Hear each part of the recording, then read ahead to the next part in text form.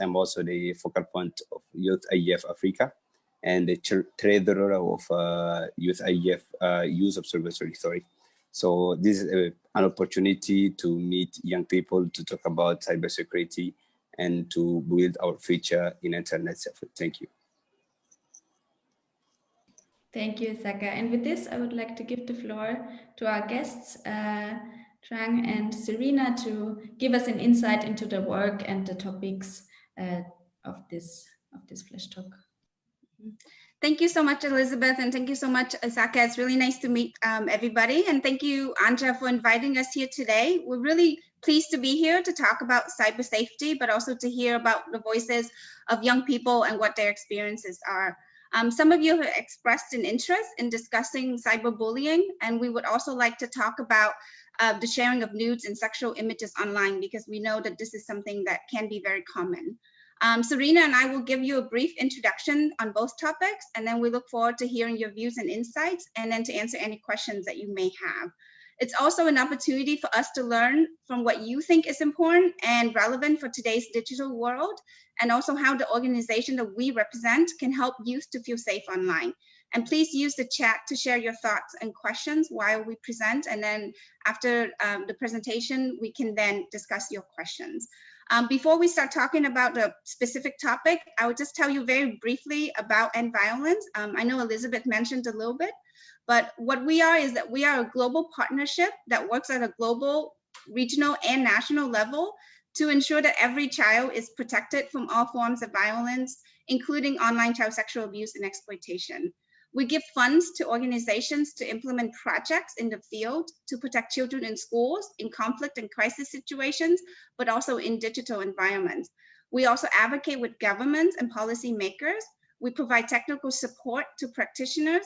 We convene key partners to share resources and to create a shared vision and combine efforts to make change happen for children. So far, we have awarded $57 million to work in more than 70 countries around the world through the implementation of over 70 partners. What we want is a world in which children can live a full life free from violence.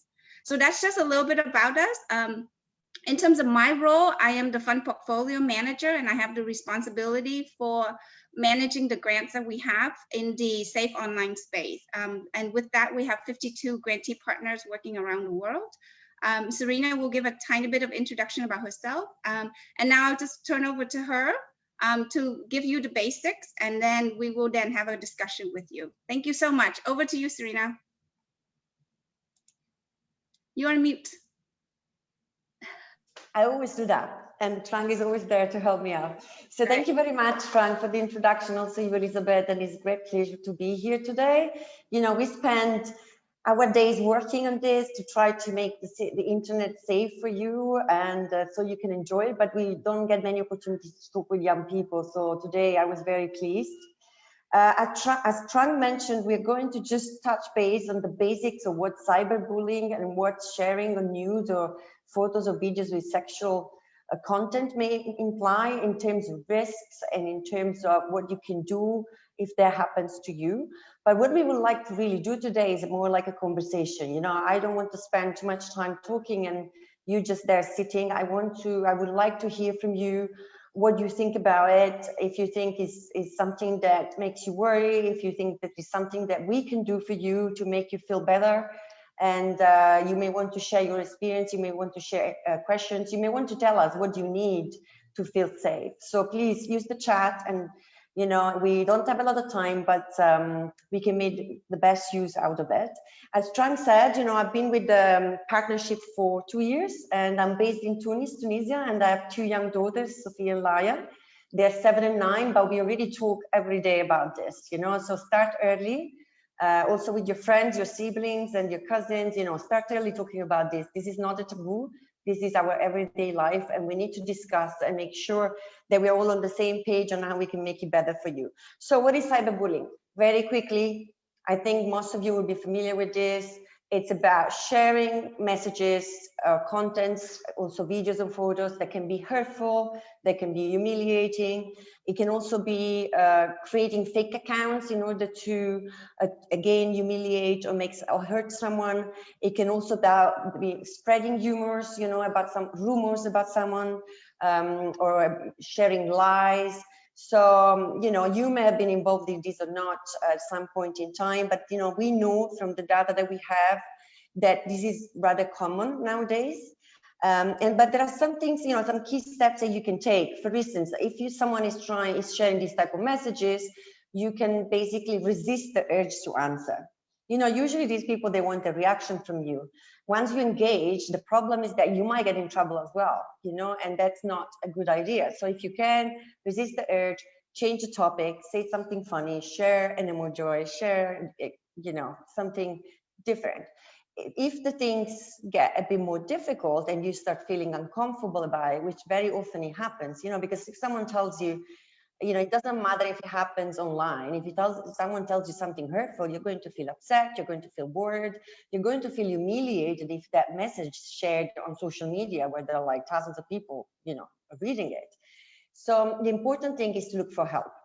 Who can help? It depends on, your personal circumstances. You might want to choose an adult that you trust. That could be your parents, it could be a teacher, it could be an uncle, an auntie. It really depends who you feel comfortable with. Which person in your life makes you think that is going to understand your feelings and be able to help you out.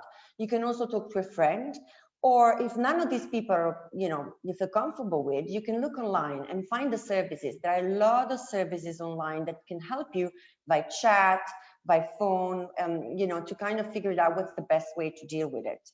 The other thing you can do, you can screenshot the abuse. You can screenshot what these people are telling you by messages or platforms or wherever, in order to keep the evidence. You might need this later on in case you need to report it, because you can report this abusive behavior on most of the social media platforms, the services, they do have tools for you to report and block this type of behavior. So you can look directly on the social media platform that you're using, or you can go and Google it and you will find links to how to do it and guidance on how to do it. So you keep the evidence, don't delete it. You might think like, oh, I just want to delete it. No. Keep it. You might need it in case. And then if this escalates, report it. So this is about cyberbullying. Moving on. I don't see any questions in the chat. Please let us know. Is this happening to you? What do you want us to do to make this better? We talk with all these big tech companies. We talk with governments. We talk with other young people. We are a global partnership and we have access to many avenues. So if there is something you want us to tell them, please do share with us, because we'll be very happy to do so. Another topic that we were very keen to discuss with you is the sharing of nudes and sharing of what we refer to as sexual material. So photos with sexual content, videos with sexual content. And what we know is that nowadays this is becoming way more common than before. Why? We all have a smartphone, we have fast speed connection, and we can take great photos and videos. So, this can happen in different ways. Sometimes it happens in between friends, or in between boyfriends, in between, young people or children, even adolescents of the same age. They can do it for fun, for excitement, because they're looking for something like sex, they're looking for love. Sometimes it can also happen because they want to hurt you or they want to humiliate you. So it's a fine line. And the other way that it can happen is that sometimes on internet, you can find people, adults, that they are looking for these photos and materials. And we know from the data we get from the law enforcement that these people are accessing, online gaming, youth platforms, whatever you use on social media to look for this type of material and to convince you to share it.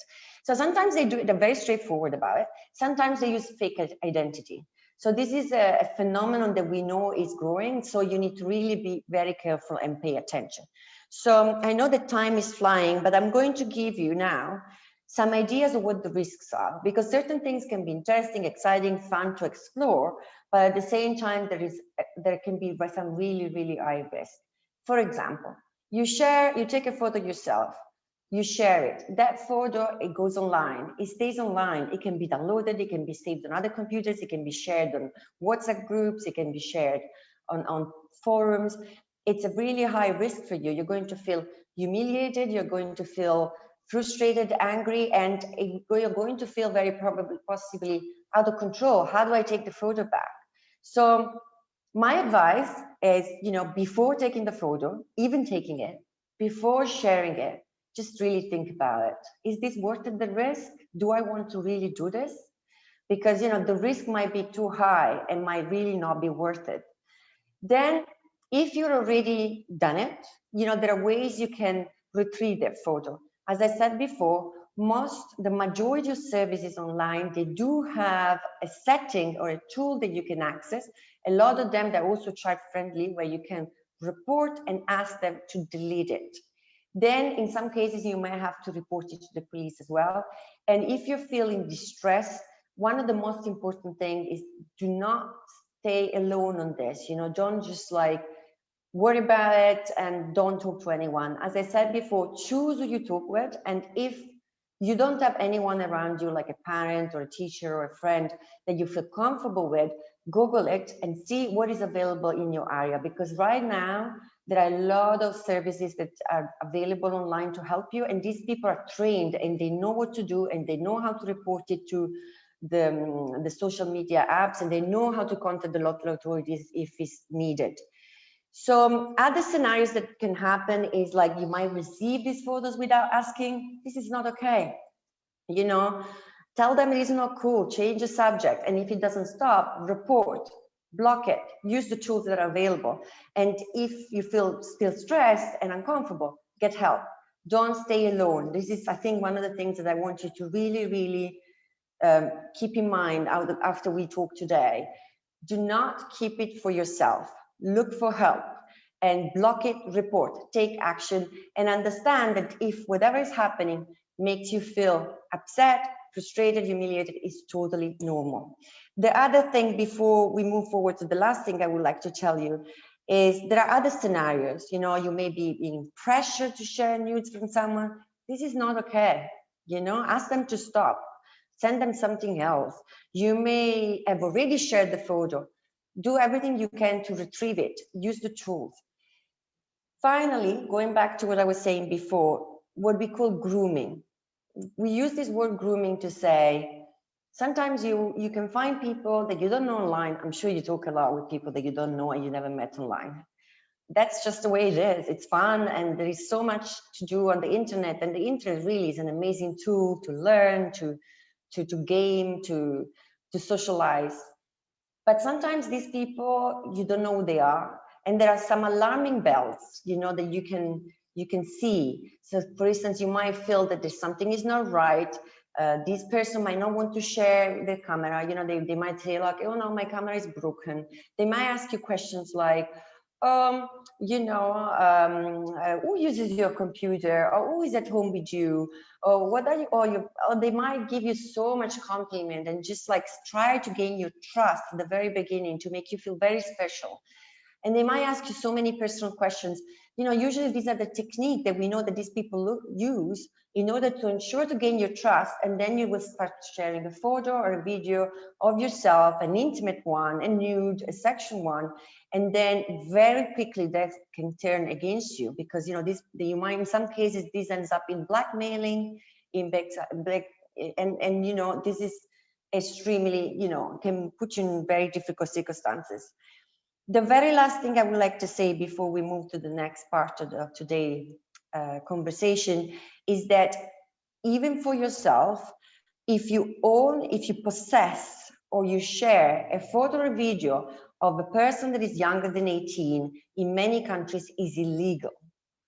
You can get in real trouble. So really think very hard when you take it of yourself, but also if you possess the photo of someone else, if someone shared it, is on your phone, it's illegal. So,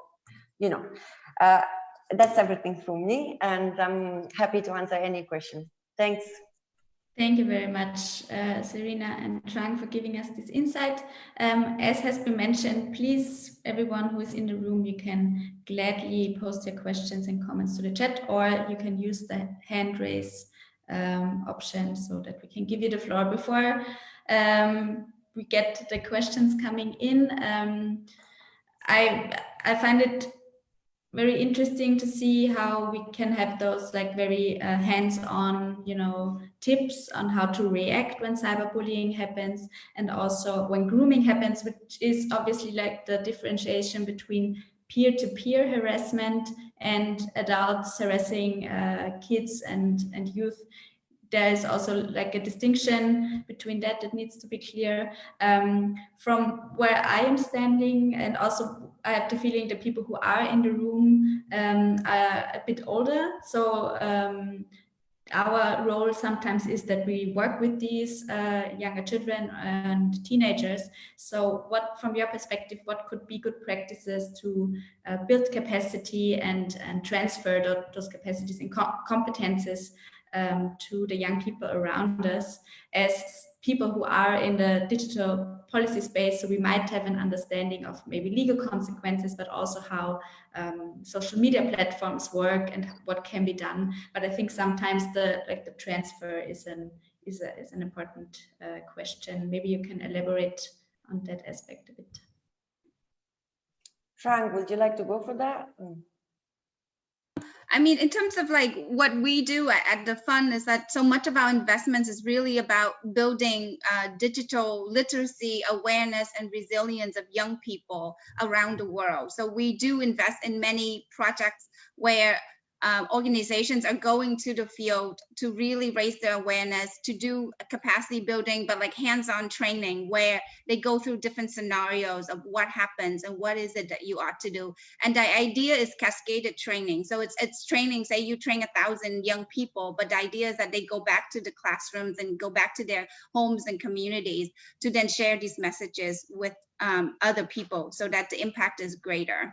So that's one focus of our investments. We also, in terms of other focuses, we also work at the community level with parents and caregivers so that they are also aware. And as Serena was saying earlier, it's important that young people know where to seek support in case these things happen to them, whether it be their caregivers, people that they trust, or even school teachers and so on. So that's why the focus of our investment is so broad. It's really a community approach where one side is focusing on young people themselves, the other is like the people in their lives and what they can do to support.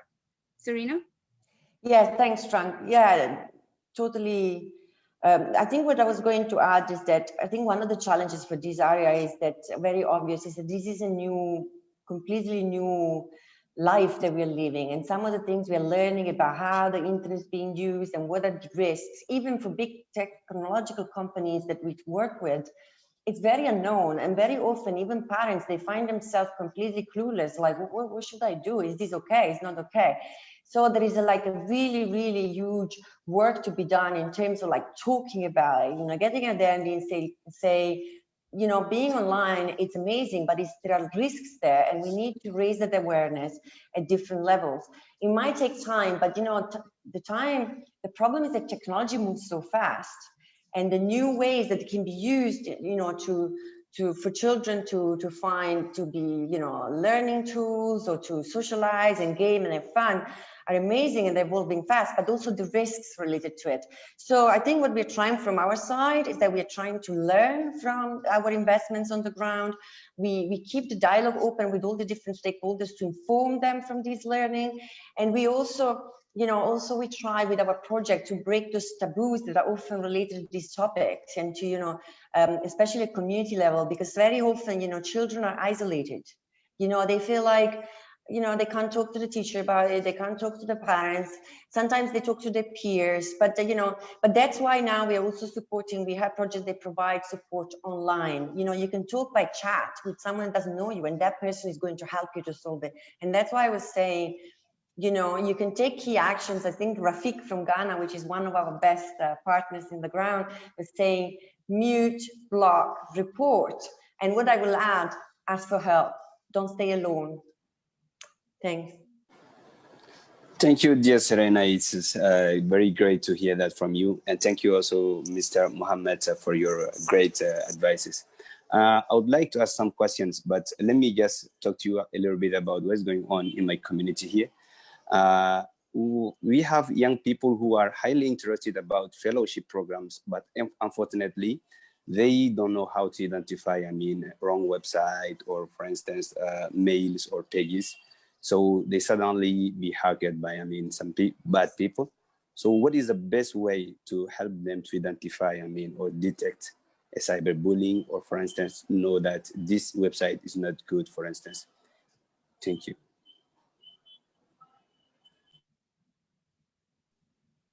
Isaka, sorry, I didn't really understand. So you mean like they're looking for fellowship programs, or they're looking for friends? They look for fellowship programs, but there are some people who ask them money, for instance. Yes, and agree. this Yeah. will let us know that this is a wrong website. But yeah. they are not, they don't know aware about how they call this website is good or no. So what is the best way to help them, to identify this? Yeah, that's a very interesting question. There is a lot of conversation about fake news and how to identify them. And in some countries, there are already, these type of skills and ways that children can use to also when they're adults to interpret whatever is online is already been integrated in the curriculum at schools. So this is something that, different organizations are advocating for, because it's a new skill that everyone needs. How do I understand if the news that I'm reading or the information I'm reading on the internet is actually, reputable? So I think generally speaking, the key steps is to see the source of an information. Usually, when you're applying for the fellowship, you want to look, which type of university it is, if the website looks like the information is up to date. You want to Google that source, the information, and just to see, if there are other references to it. You may want to write an email to check and discuss with them and then phone them up. You can do different things. You can find forums or talk with people that have already done that fellowship. So it might take a little bit more work, but at the same time, if you're thinking, considering to do a financial investment, especially, it's really important to do that, that type of check. And I think, now there is so much more material online, even if you're more interested in this area, you can Google fake news and how to learn how to understand what is fake, what is real or not on the internet. Yeah. If I can just add, based on your question, Isaka, it seems like, this could be a scam in some instances and in many different countries. Usually my first instinct would be, if it is for a fellowship, these people wouldn't be asking for additional money to apply. So that would be like the first thing that I would think about. Because, in my own experiences, for example, I've applied to a lot of scholarships and fellowships in my life, and usually there's no fee involved. And so if there's a fee involved, you ask yourself the question, okay, does this website look legit? And in the case of English, for example, I live in America, I would look to see the content. Is the writing proper? If it's misspelling, because we see a lot of scams around the world, and it's not just related to fellowships and scholarships.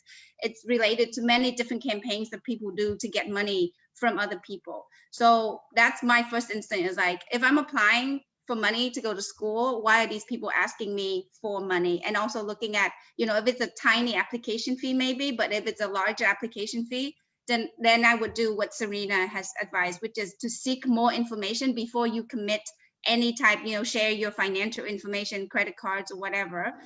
Just ask around, look up the information, and just make sure you verify before you share this kind of information and send over money. Thank you. We only have 3 minutes left. I have one last aspect that I would like you to explore a bit. When we talk about access and accessibility of information online, but also online spaces per se, because from what I have heard, and maybe you can back this up with your expertise, a lot of cyberbullying, but also sharing of those images happen in messages, in groups and among people. And a lot of people have access to messengers, for example, WhatsApp, without having real proper access to the internet and then resources to work with that. Maybe you can share a bit of good practices in that case as a final, reflection for today. Yeah, I think thank you very much for raising that, Elizabeth. As I said, this is a very interesting area to work in because everything is evolving so fast and everything is new. But I think, whatever is, there is something that we're doing a lot more now, which is, as I was saying before, dialoguing with the private companies, the service providers. Whoever is designing these services is responsible to make these services safe for children. So even if, obviously digital literacy and the awareness from the parents, the children, the community needs to grow. And it is extremely important that everyone is aware of what to do in case or how to protect, see the signs. At the same time, also the service providers, they have a great responsibility to make sure that the service is safe. And also that there are those services to report it and actually that whatever they're providing is not putting children at risk. So I think on what I would like to, we are advocating for that. And, but I think what also young people can do is to demand, you're receiving a service. So if you have a voice, for example, like this forum or maybe in your country, demand for them to take action on this. This is your right. You have the right to feel safe in digital environment. And also, end violence is, we are a global partnership and we work across regions and across different countries. We are always happy to help and to take that message even broader and to different stakeholders. Thanks. Thank you. And we are right on time. As always, there's so much more to talk about, and I hope we can continue the conversation. There's a lot of people, young people especially, working on these topics in different initiatives. So I'm really happy that you could share with us today and that everyone who joined us here and on Facebook maybe got a little more insight into what has been done and what can be done. I would like to thank our guests. Thanks to Anja and to Issaka for making this possible. Issaka suggested that we take a picture. So I don't know. Yeah, sure. It's a great idea. Okay, I will take the picture on the count of 3. Okay, if anybody who wants to turn their camera on. Okay. Okay, we'll give. Okay. So, oh, there's more people. Look at that. Okay, so I'm going to say 1, 2, 3, and then we'll do it 1, 2, 3. Okay. All righty. Wonderful. Thank you. Thank you so much. It was a great pleasure. Anja. Thank you so much. Okay. Thank you so much. Guys. Bye-bye. Thank you very much. Thank you. Thank you. Thank you everyone for joining. Thank you, Anja, too.